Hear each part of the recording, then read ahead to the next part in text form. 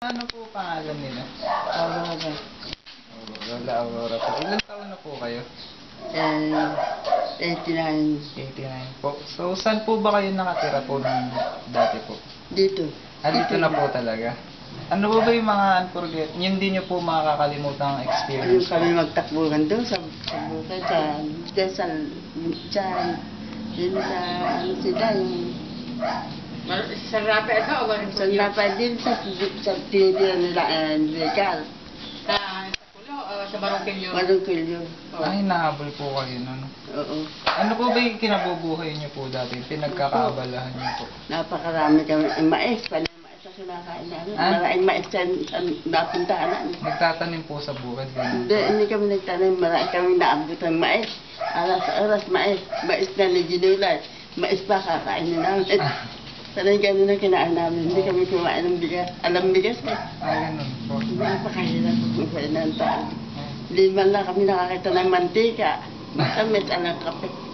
Ano po yung masasabi nyo sa mga ugali po nung hapon po, nung panahon po? Nakakamasama. Masama. Pag inabutan, dahil napatay rito. Kahit po konting kabutihan po, wala pong maipakita po. May tanong kami mga bata, mga kinakain nila po yung mga bata na gano'n. Totoo po ba yung sa mga babae po pag nakikita po ginagahasa po? Oo, marami dito nagasa. Mahirap na lang sabihin na mahirap na. Sana yung siyempre namatay din. Opo. Kaya wala pong ganun naglalalabas po nung panahon.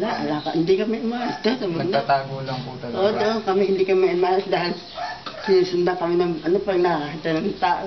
Opo. Napakahirap na pag may anak ako na isa. Pero wala naman pong lumalaban po sa mga hapon po. Ay, pag gumawa ka, papatayin. Papatayin po talaga. Ano po yung mga natutunan nyo po nung nabagay po nung panahon po nung gera po? Makahirap kung magtatakbo kang lagi. Lalo pag minsan nakatahimik na kami dito, minsan dumating yung mga hapon, nagtakbo na kami dyan. Ganun po. Hindi nyo po talaga masasabi kung anong oras po sila dadating. Ganun po. Hapon. Puro hapon po. Nagtatago kami lagi sa hapon. Umihi kami sa iba, di kami nasa bahay. Umihi kami dahan-dahan at baka yung apo na lakalan. Nakaabang po, ganun po. Napakahirap. Ang mga Sige babae, po. lalo pag nakakita ng mga bata, ng mga dalaga. Kahit po bata po, ganun po. Hindi po sila namimili ng edad po. Wala. Wow. Magandang tanghali po. Ano po pangalan nila? Augusto Siapco. Po. Ilang taon na po kayo ngayon? Ngayon noong ipanganak ako, 1921, ang kuha ng mga eskwela, ako raw 91 na. 91 na po. Oo, Ilang taon po ba kayo sumali po nung nag-guerrilla po kayo? 20. 20 na po. 20 nun. Sino po yung nag-udyok po sa inyong sumali po doon?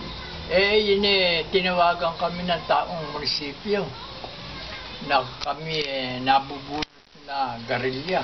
Nabunot, parang obligado po. Oo, obligado. Sa edad 20. Taga dito na po ba kayo nung... Oo, naging dito guerrilla? na. Dito na po talaga Oo. sa Kainin. Ano po yung mga hindi nyo po makakalimutang experience po? Garilya kami noon, naggumi. Ayoko nung killer. Ayaw nyo to po nung papatay po nung... Oo, hindi ko kayang dibdibin yung patayin yung mga... Kahit po hapon po, gano'n Oo. po.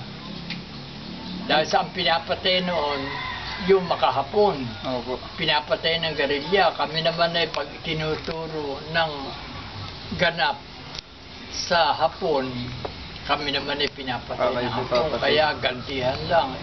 Ayoko nung mamamatay tao. Ang gusto ko, supply na lang. Ganun May po. giling kami ng palay Sa at pagkain po, pinapayo, ganun. dinadala namin sa bundok. Ngayon naman hindi tunay na bundok.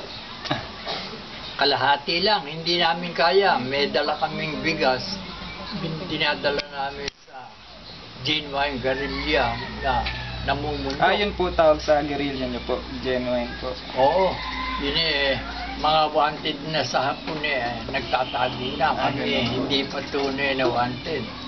Ano po yung mga naging partisipasyon niyo po nung panahon po lang? Bukod po sa may pagdadala po ng bigas po. Nangyari tinatawagan kami ng pansin para raw kami lakarin namin yung papel. Intindi ko sapat na yung nakarecord kami sa PIBO Opo. Ang commander namin dito, si Kikong Edad, ang puno naman namin ng Bulacan Military Area, si Manong. Kung tawagin yung Manong Leo Santos. Opo. Nako. Inaasahan kong ako nakalista sa PIBAW doon sa listahan ng mga gerilya. Ang question nakuha na ng iba yung aking pwesto. Alam mo naman yung sa gobyerno Opo. Ano po yung masasabi niyo po sa mga Hapon po nung panahon po na yun? Aba, ang hapon noon masyadong mabaksik. Magtatanong lang kung saan yung inuman ng tubig. Pag hindi mo na ituro, sasampalin ka. O, pahuhulihin ka ng manok at ang hapon, walang pagkain. Gagawin kukunin ka, sasampalin ka. Hindi mo nahuli manok, huhuli, sasampalin ka. Sa mga babae po, ano po mga ginagawa? Nako, mga babae nagtatago at kaya nagtatago winawalang hiya. Nito namang dumating ang batas na lahat ng ginahasa ng Hapon lumitaw at bibigyan ng gantimpala. Kahit na hindi ginahasa po, nag-apply. Nung araw pinagkakaila yun. Nung dumating ang kon ako nilapit ko yung aking gerilya sa general natin dito. 3 general ng San Rafael. General Colbanero, yung kay Badang Gudane, General, at saka Ariston de los Reyes, puro General. Nako? Lolo, ano po yung mga values na gusto niyo pong iwanan sa henerasyon po ngayon? Na, Yung mga values po, yung gusto niyo pong iwanan sa bagong henerasyon po ngayon. nako, sinasabi ko, oras na sila dumating na naman ang gerang pangalawa, gawin nilang maayos ang kanilang record. Ako pag-asa ko hindi na kailangan maglalakad. Yung pala pupunta ka pa sa kung saan at magpapalista ka pa ng pangalawa. Akala ko naka-record na ako. Nung ako lumapit sa PIBO, yun ang puno ng gerilya. Sa puno naman ng gerilya, tigaluwasan ng attorney, si Attorney Borja. Opo. Gagawin doon niya ang magagawa niyang tulong. Hindi, kaya, kako ganyan pala yung mga uhugin, siya nakadali, malalakas sa gobyerno. Pero hindi tunay na gerilya. Opo.